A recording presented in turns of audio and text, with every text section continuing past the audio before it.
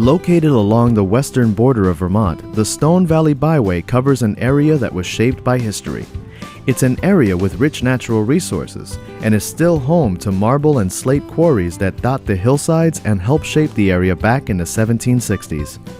As you travel the byway, you'll discover beautiful lakes and pastures, outdoor recreation, and of course, historic villages.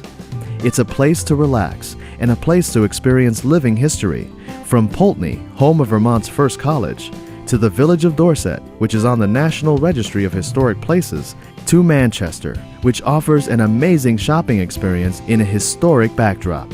Come to relax, learn, and have fun on the Stone Valley Byway. It's not just a road, it's a destination.